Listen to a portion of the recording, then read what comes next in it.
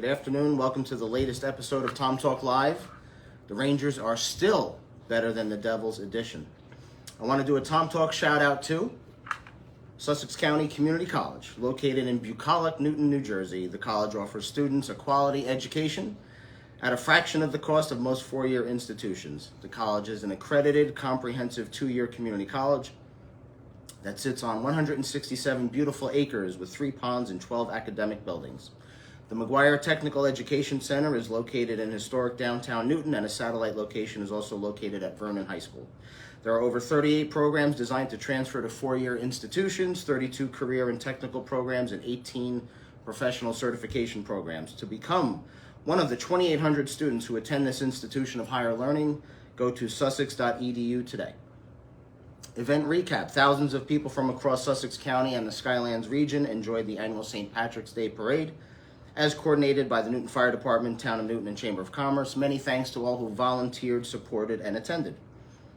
Events coming up, we have our annual Easter egg hunt, which is March 30th at 10 a.m. at Newton High School.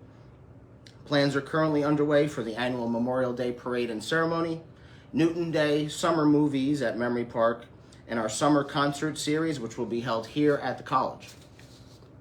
In the last episode of Tom Talk Live, we had the president of one of Tom Talk's favorite companies, Jennifer Cable of Thor Labs.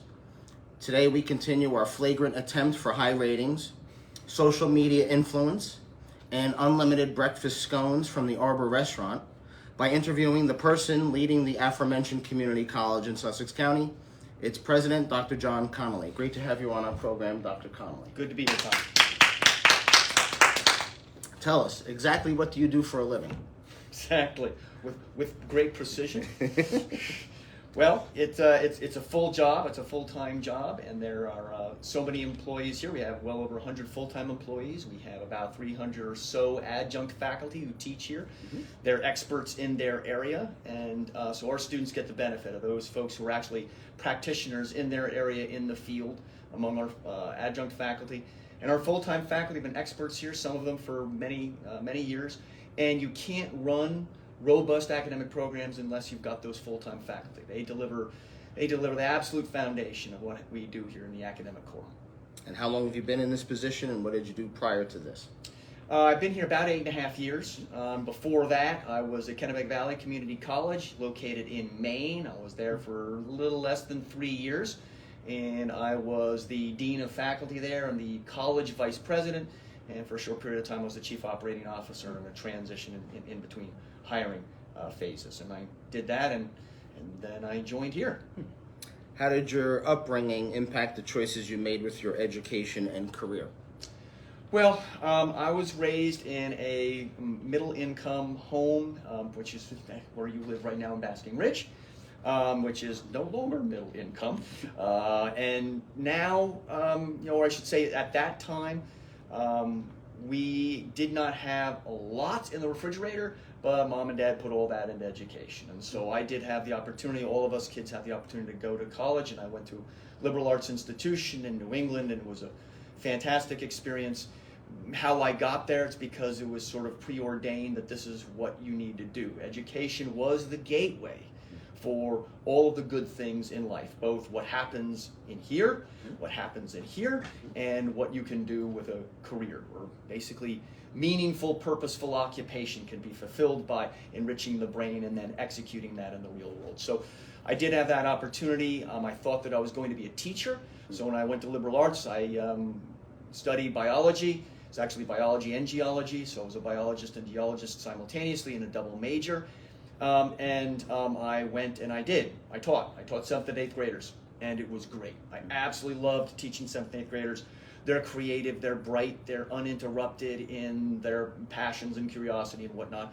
They're also a little out of control. That craziness, if you know how to direct it, it's great. It's great. It was more difficult with the parents. And so I also really wanted to do research too. As a scientist, I was intellectually curious. And so I knew that I was going to need to go to graduate school, and I did. And so I went to the Yale School of Forestry and Environmental Studies. That's what it was called at the time. Now it's the Yale School for the Environment, I believe. And that was a great experience for me, and I got my master's degree there, focusing on basically trees, It's tree biology, tree anatomy, tree pathology. It was all about that. And there were opportunities for me to get a PhD, and I was caught between 3 institutions that I wasn't sure which one I wanted to go to. Important to leave your master's degree institution to get your PhD someplace else. Otherwise, you're trained by one philosophical frame of reference, and so I really wanted something different. So it was going to be Syracuse. They were working on chestnut trees. Or I was going to go to the University of Minnesota, and that was going to be cellular biology, something called the cytoskeleton. I wanted to work on that. Or I was going to go to the University of Maine, and from my undergraduate days, I had a major professor who said, never pick your graduate program based upon the name or the institution. Pick the person you're going to study with. It's the best advice I ever got. I went to the University of Maine. I went to the University of Maine to study with a woman by the name of Jody Jellison, and she was working on something I wasn't super interested in, but I knew I wanted to work with her. And it was basically on wood decay, wood decomposition. So yes, it was about trees, it was about continuing the nourishment of the forest, it was about calcium nutrient cycling, and about wood decay. So I ended up studying rot for my dissertation, right? Then after that, I knew that what I wanted to do was I wanted to teach, I wanted to be a professor at a liberal arts institution and make a difference there, which I did. I was relatively successful with that. I got a job pretty much right away. It was at Allegheny College. It's a prestigious liberal arts institution in western Pennsylvania, about 30 to 45 minutes south of Erie. And great place, great people, just fabulous experience. Why did I leave after 1 year? Because I missed Maine. Missed Maine, missed the people, and there was a job opportunity there. So I went to a place called Hudson University, and then I continued to study and do research and teach there. And I was there for about 8 years, just about as long there as I am here now at this point. While there, my first year, I kind of made a name for myself as someone. This guy actually works really hard. He's got a good opinion of what needs to happen at this place. He's pretty astute in terms of picking up what we need to do. So I ended up as the faculty senate president in my second year. And then the year after that, I ended up as the assistant chief academic officer for the institution. So that was sort of a fast-paced ascendancy kind of a thing there, just because I loved the place, loved to work. They wanted folks who would dig in and do real stuff, and so I was very fortunate that way and landed in that. Did that, and Hudson was a strange mixture of excellence and opportunity. It had an extraordinarily strong accounting program and an extraordinarily strong physical therapy program. So the other programs were weaker. It had a tradition in business, and the business programs were okay, not great. And I was a biologist trying to teach nursing students and physical therapy students and physical education students and sports management students who needed to have fundamentals of these things figured out. Also, there was a teacher education program, which was really quite incipient at that time. But it was a requirement in the state of Maine that they take botany and zoology, so I needed to teach botany and zoology to the upcoming teachers. So I was doing a lot of that. Some of those programs were extremely good, and some of those students were extremely sophisticated in their thinking. Others, less so. So I was teaching everything from those students who really needed my help, and those students who they would succeed no matter what I did. And there was everything in between, so it was a great mixture for me. But one summer, 2005 maybe, I taught at the local community college. It was, I want to say Eastern Maine Community College. It was not, because that one's out in Calais, because Eastern Maine Medical Center's in Bangor.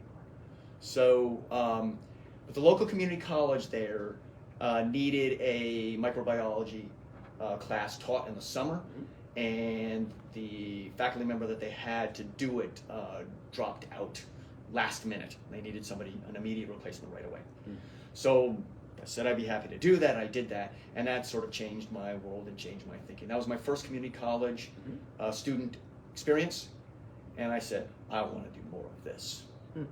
Because many of them were older, they were highly motivated, they were not the best prepared, there was a focus about them that I really respected, and they came from, almost all of them came from serious difficulties in the world. They didn't have any opportunities, they didn't have any advantages, they didn't have any educational momentum, and they knew the value of what they were doing. Their time in the classroom mattered to them. So that was a really great experience. So then after that I said, okay, well, maybe it's time for me to do something different. I want to go into the community colleges, and I wanted to do more of that administration stuff that I'd done as the assistant chief academic officer. And so I ended up getting a dean position in Houston, Texas. And that seems like a really dramatic shift from Maine to Texas, and it was.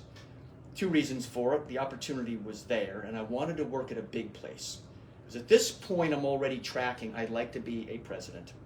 I don't care if I'm a president of 4-year or 2-year. 2-year would be just fine. Now I know that I like that mission. But at this point, I'm thinking I want to have influence that makes a particular difference at a particular level. And so how do I get to be a president? Well, I'm going to have to be a dean first. So there was a dean position in Houston, and frankly, even though Maine is East Coast, Houston, Texas was closer to family than Maine was. Maine to New Jersey, about 9 hours. Houston to Austin, Texas, where my sister was only 2.5. So off I went to Houston, spent a lot of time in Houston, Texas, 2.5 years, working hard as a dean of math, science, and healthcare at Lone Star College, Kingwood. The entire system had over 80,000 students in it. So I was part of a very large system. Yes, I was a cog in the wheel, but I did really well as a cog in the wheel. I ended up then becoming a vice president of academic affairs at the Northern Wyoming Community College District. It was a district with only 2 colleges in it, Gillette and Sheridan College. And I did that for almost 5 years. And that was a really great experience for me. It was particularly good because it was my first experience with community colleges with residence halls. And so I saw how important, how significant that is in creating a student engagement experience that you cannot achieve with a community college experience. There were also athletic teams. It was my first experience with community college with athletic teams and how important that could be. From there then I went, once again, back to Maine. So I was in Maine. That's when I was at Kennebec Valley Community College, and I was the vice president of the college and dean of faculty. And now I'm here. If you could go back in time and give advice to the younger version of yourself, what advice would you give and why? The younger version of myself.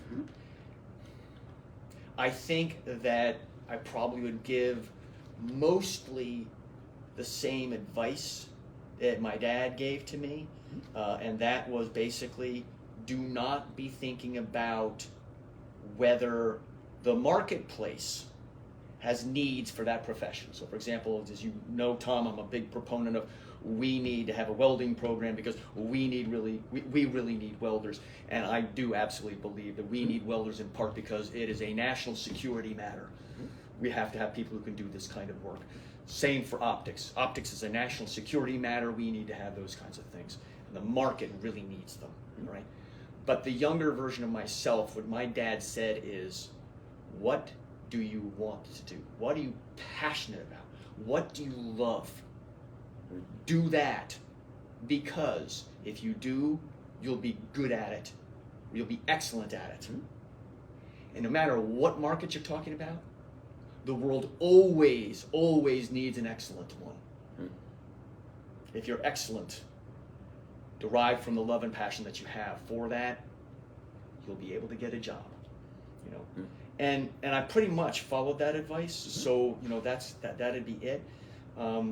The trips and stumbles and falls along the way have nothing to do with the path that you set based upon a fundamentally pure first principle, and that's what that is. So I would give the same advice even to the younger self that my dad gave to me. What do you consider to be your greatest life or career achievement?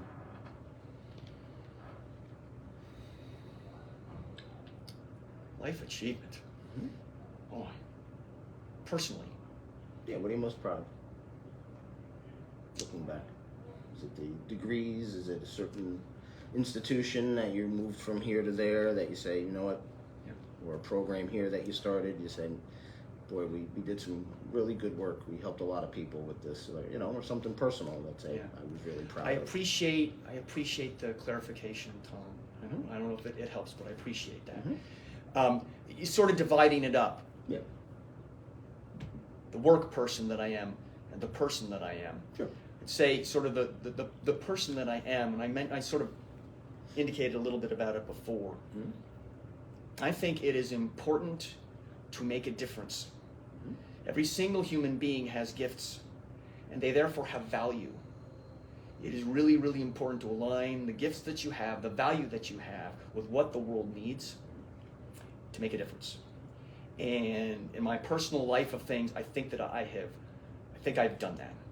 I think that whatever strengths and gifts that I do have, I have absolutely applied those without dilution and without compromise to make a difference in the world. Fall off the mark? We all fall off the mark. And in my professional domain, I think that the thing that I'm the most proud of, it would be probably, frankly, it would be the McGuire Technical Education Center. It was complicated, and Tom, you know that it was complicated. And you and I sort of talked about some of that. In order to accomplish something like something like that, it's going to require private, it's going to require public, and it's going to require the political will to make things happen. It required grace from people. Some lightning bolt from the sky hit Mike and Sean McGuire, and they yielded to the idea.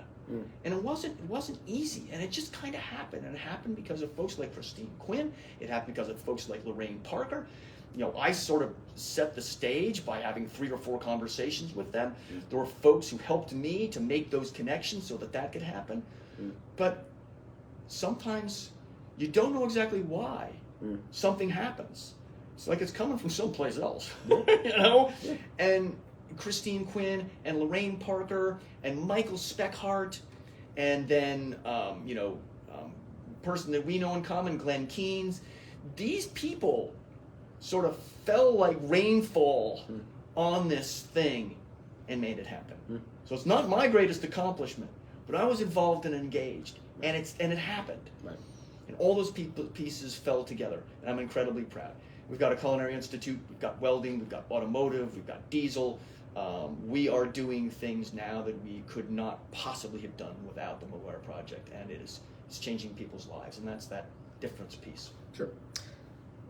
Such a storied career and interesting education background. If I could give you a do-over, was there a decision point where you wish I had maybe gone for a different degree or a different program or made a different career pivot? Is there anything that stands out that you look back and say, yeah, I should have stayed in Maine or Texas or Wyoming, or were there other opportunities? Is there anything that you said, maybe I could have handled that differently, or maybe a different decision point?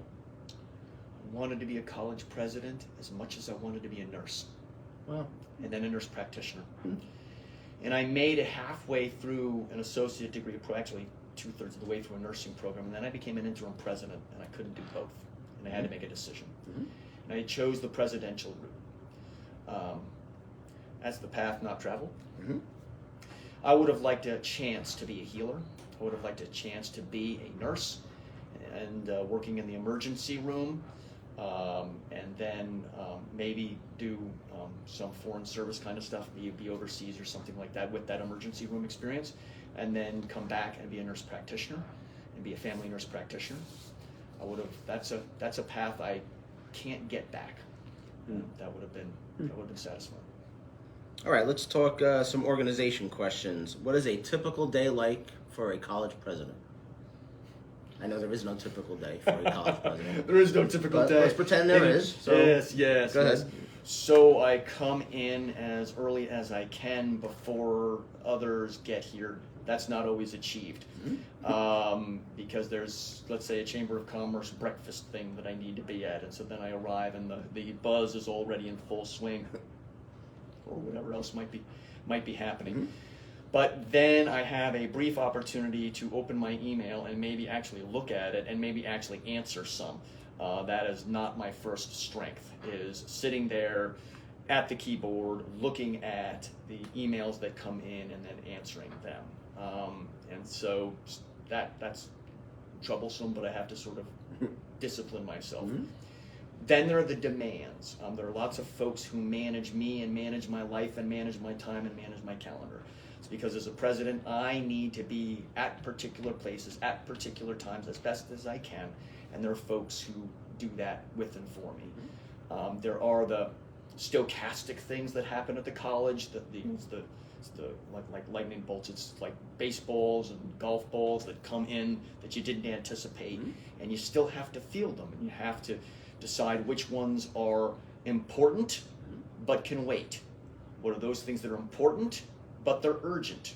Those things that are unimportant and can wait, and those things that are unimportant but urgent. Okay, and unimportant but urgent is it's going to be important to somebody, right, but not important to the organization, right? And you have to be skilled at, and I do have help in the office from my chief of staff and from my calendar coordinator and from lots of other folks here to help me with the prioritization of things. Okay, they help. When I think of the priorities, they have this, well, yes, John, but, and that's very useful to keep me on track.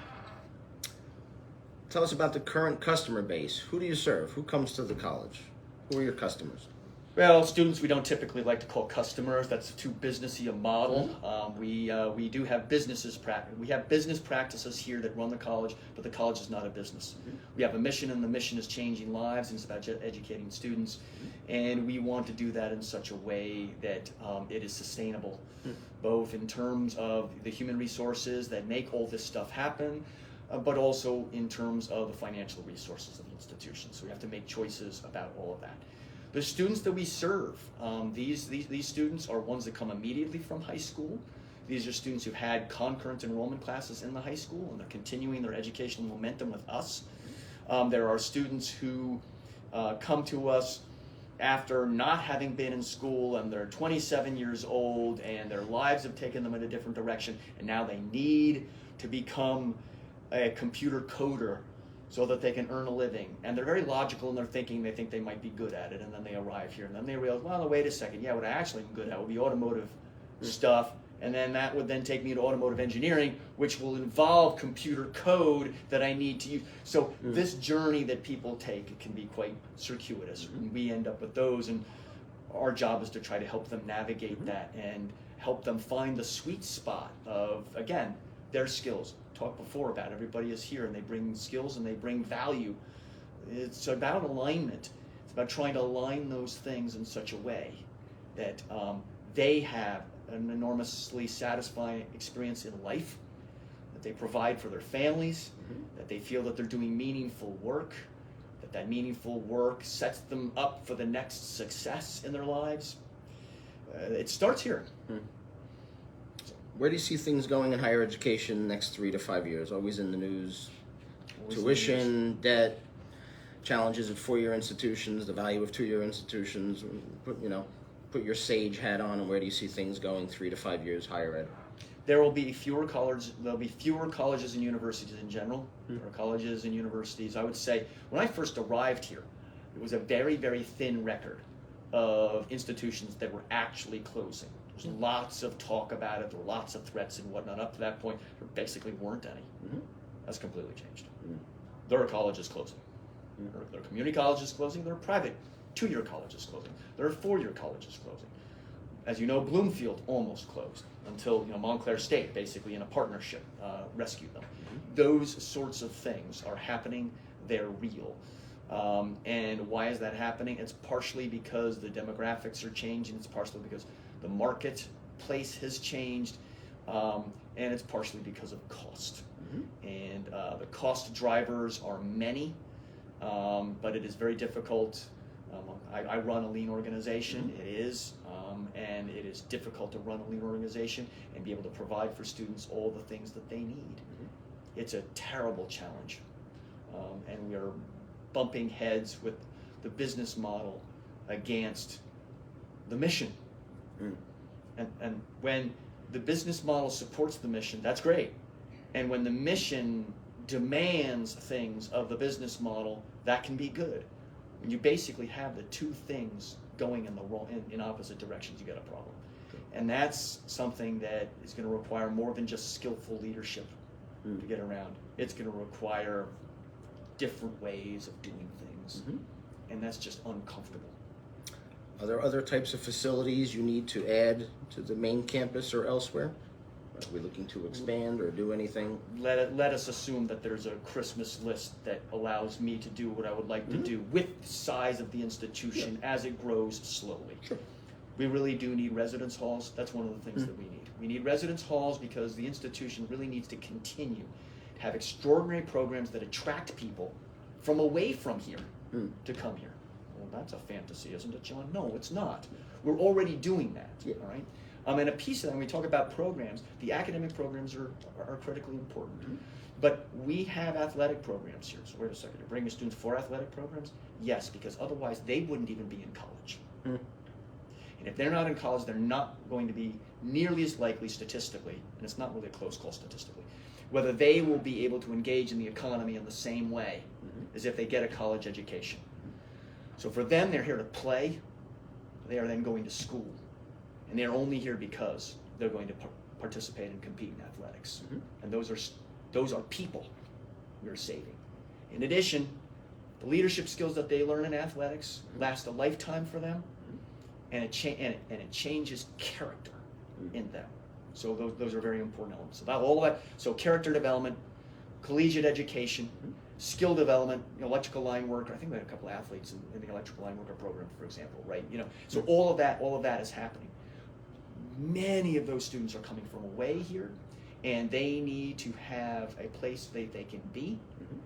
And the landlord base in Newton is just not steady enough for the student population for it to be a workable thing in the long term. We don't have control over it, and so it's a problem. We have more than 100 students at Centenary University right now.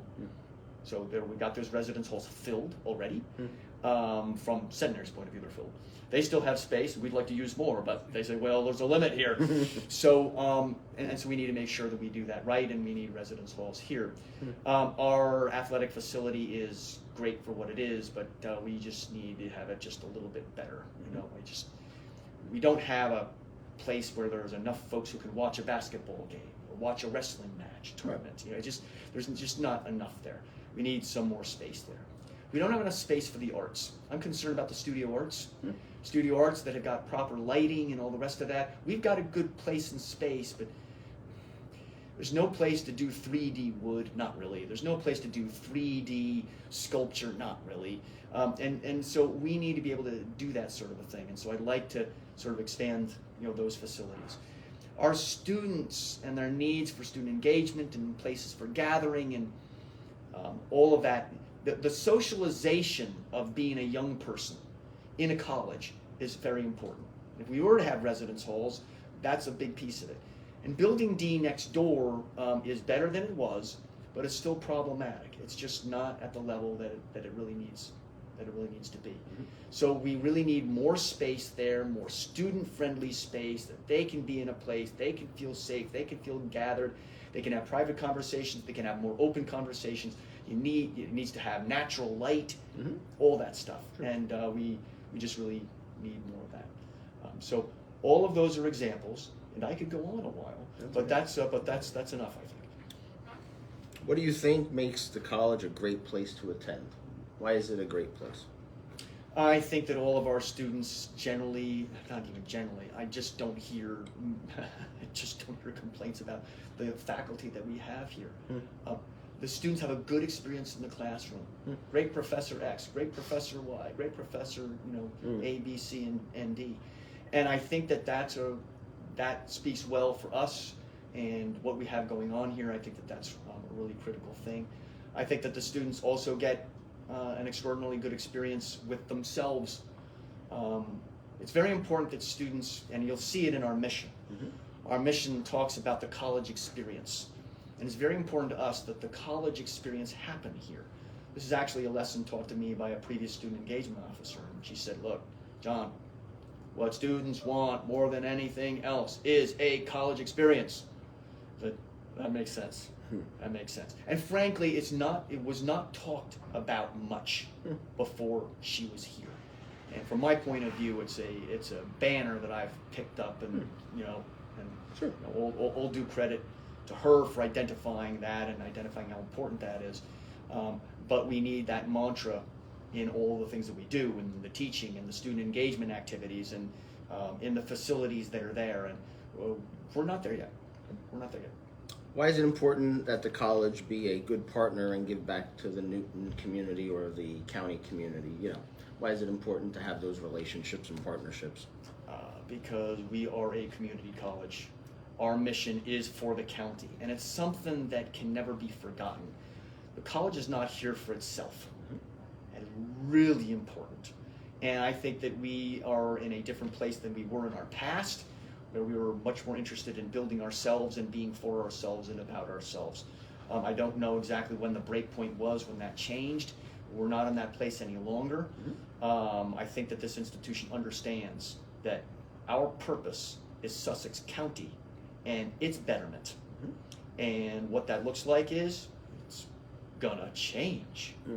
And we have to be ready to answer the call of those changes. And that's not easy work, it's dynamic work. And we are up to the task, but we can't lose that focus. We cannot lose that sensibility about that. And I think the McGuire is a piece of that, but the openness with which we do things with the PAC, the partnership experiences that you and I have had, the work that we do throughout the county with entities like Project Self-Sufficiency, etc. Those are all really critical things that we do.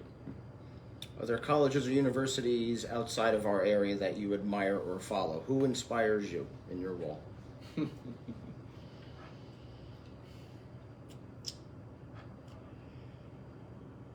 There are many. In the state of New Jersey, I'm going to not so much identify colleges, but leaders at the college, if that's okay. I think that Will Austin and Warren is probably the bravest president that we've got. He can be outlandish, and sometimes outlandish is called for, and and I respect that bravery. I am just not that outlandish. I don't necessarily know that I wish to be, but I do know that just yesterday we're pushing on something in a trivial academic affairs issue, and it touched on something that he foresaw by like 6 years. Wow. And I stated, I said, look, got to remember, this is where we were, this is where we are. We're asking these questions. Will Austin was asking these questions 6 years ago, and here we are now. We're facing them. Right. We gotta get better at this. We gotta get better at this. I would say Maggie McMiniman is another one. She's at Union, and the work that she has done for student success. I don't know that anybody else has been able to achieve what she's been able to achieve. I am deeply respectful of many of the other community college presidents. We have a partnership with Passaic County Community College, a nursing program. Steve Rose, he is the reason that happens. He is the guy. He has delivered the goods. It's why it's happened here, and that partnership is incredibly important to us. And he is a stalwart and steady partner, deep wisdom, and he runs an organization that is, I don't know, it has excessive levels of harmony in achieving its objectives, which is kind of unheard of. Yeah. Frankly. And that's a mark of a leader. That's a mark of leadership of a certain kind. So the world economy is changing on a rapid basis. How do you steady the ship when world events or macroeconomic conditions adversely impact the academic or business climate? How do you keep things moving forward in spite of the external factors? That requires persistence and letting go. And it's hard. It's easier for presidents to let go. It's harder for folks who've been here a long time, who are inside of their discipline. You got to understand, faculty in particular, they love their disciplines, and they've been doing things a particular way. And it's not because they're stuck, but it's because they believe it as a result of their craft. I know this works, and yet the world around them changes. An example would be AI, right? And so when a faculty member knows that AI is not only a threat and an opportunity, they're just being realistic. and what they choose to do with that. And we have a faculty at Sussex County Community College that is embracing the reality. This is a threat and an opportunity, and we can't pretend it's not happening. And so that would be an example where you've got to keep pace with the world, and I'm glad to report that our faculty have got that spirit. And presidents are always scoping this sort of stuff out. But, and we can lead, but executing on what that looks like, you have to bring the people along who are actually doing the work. And that's sort of the hard balance. All right, we're going to do some fun questions for Dr. Connolly. Uh-oh. If aliens landed in front of you and in exchange for anything you desired, offered you any position on their planet, what would you want and why? Any position on their planet? Yes. Any position. I The aliens are coming for you, Dr. Connolly. I like this kind of question, but I wasn't prepared for this one. What would you want to do? You can't be college president for the aliens. Something besides what you do now. Yeah. What would you like to do? I'd like to be a nurse practitioner. All right, that's fine.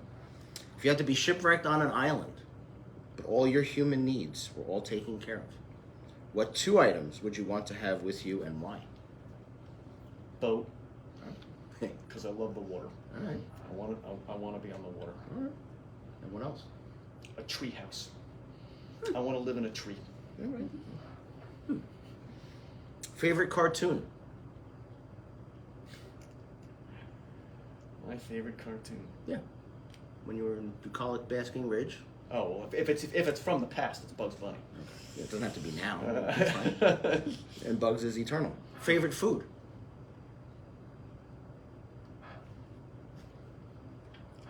Anything that my fiance prepares. Great answer. Everybody's nodding. Favorite movie? Second Avatar. Interesting. Favorite superhero? Superman. Favorite sports team? I'm not revealing that one. Too much ire will be sent my way. After your thing about the Devils versus the Rangers, I'm just not opening myself up to that one. Fair. Favorite musical band? Tom Petty. Last but not least, tell us what you love about the town of Newton. When I first arrived, it was at night, and I head down Spring Street, and I saw the old courthouse, and I said, I could definitely dig this place. And it has to do with this interesting blend of preserving the past and doing future stuff. So I mean, as you're heading around, I'm on my way to the college. So there's the courthouse, and then I'm taking a right, and then there's this new apartment building, which looks cool though. Like they tried to sort of keep a sensibility about the look of the place. And so I said, yeah, no, this is kind of good. They're adding things, they're doing things, but they have not forgotten what sort of the past looks like and how that influences the feel of the place. So, and I think that that's accurate. So we said, what do I like about the place? I love that sensibility of things. Great. All right, thank you, Dr. Connolly, for being a good sport and legendary guest on Tom Talk Live. That's a wrap. Check us out on Facebook and Instagram for further updates on Town of Newton events, happenings, and more. Russo out.